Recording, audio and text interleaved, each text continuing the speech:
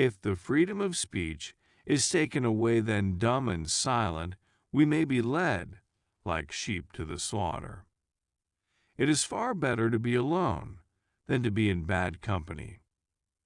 To be prepared for war is one of the most effective means of preserving peace. Truth will ultimately prevail where there is pains to bring it to light. Guard against the impostures of pretended patriotism. It is better to be alone than in bad company.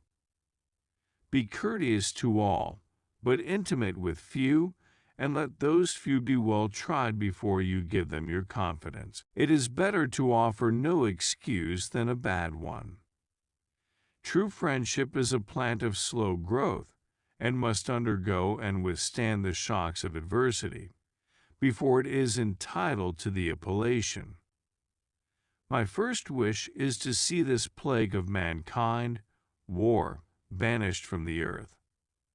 Discipline is the soul of an army. It makes small numbers formidable, procures success to the weak, and esteem to all. Associate with men of good quality if you esteem your own reputation, for it is better to be alone than in bad company. Happiness and moral duty are inseparably connected. Let us raise the standard to which the wise and honest can repair. The rest is in the hands of God. The Constitution is the guide which I never will abandon. Observe good faith and justice toward all nations. Cultivate peace and harmony with all. Worry is the interest paid by those who borrow trouble. Liberty, when it begins to take root, is a plant of rapid growth. It will be found an unjust and unwise jealousy to deprive a man of his natural liberty upon the supposition he may abuse it. I hope I shall possess firmness and virtue enough to maintain what I consider the most enviable of all titles, the character of an honest man. We should not look back unless it is to derive useful lessons from past errors, and for the purpose of profiting by dearly bought experience. The basis of our political system is the right of the people to make and to alter their constitutions of government. The foolish and wicked practice of profane cursing and swearing is a vice so mean and low that every person of sense and character detests and despises it. When we assume the soldier, we did not lay aside the citizen. If we desire to avoid insult, we must be able to repel it. If we desire to secure peace, one of the most powerful instruments of our rising prosperity, it must be known that we are at all times ready for war. I can only say that there is not a man living who wishes more sincerely than I do to see a plan adopted for the abolition of it. But there is only one proper and effectual mode by which it can be accomplished, and that is by legislative authority. And this, as far as my suffrage will go, shall never be wanting.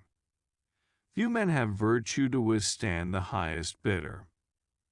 The alternate domination of one faction over another, sharpened by the spirit of revenge natural to party dissension, which in different ages and countries has perpetrated the most horrid enormities, is itself a frightful despotism.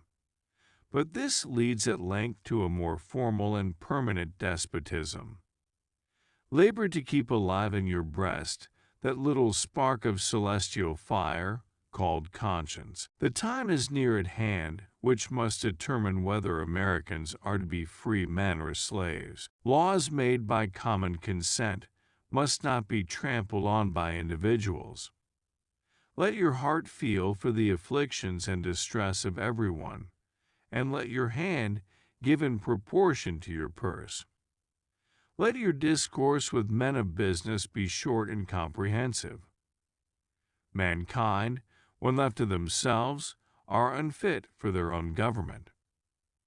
Arbitrary power is most easily established on the ruins of liberty abused to licentiousness. Someday, following the example of the United States of America, there will be a United States of Europe. War, an act of violence whose object is to constrain the enemy, to accomplish our will. It is impossible to reason without arriving at a supreme being. Friendship is a plant of slow growth and must undergo and withstand the shocks of adversity before it is entitled to the appellation. Experience teaches us that it is much easier to prevent an enemy from posting themselves than it is to dislodge them after they have got possession. Nothing can be more hurtful to the service than the neglect of discipline, for that discipline, more than numbers, gives one army the superiority over another. There is nothing which can better deserve your patronage than the promotion of science and literature.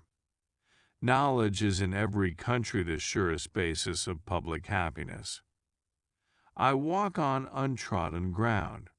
There is scarcely any part of my conduct which may not hereafter be drawn into precedent. A slender acquaintance with the world must convince every man that actions, not words, are the true criterion of the attachment of friends. Bad seed is a robbery of the worst kind, for your pocketbook not only suffers by it, but your preparations are lost and a season passes away unimproved. I am persuaded you will permit me to observe that the path of true piety is so plain as to require but little political direction. Overgrown military establishments are under any form of government inauspicious to liberty, and are to be regarded as particularly hostile to republican liberty. I have no other view than to promote the public good, and am unambitious of honors not founded in the approbation of my country. Lenience will operate with greater force, in some instances, than rigor. It is therefore my first wish to have all of my conduct distinguished by it.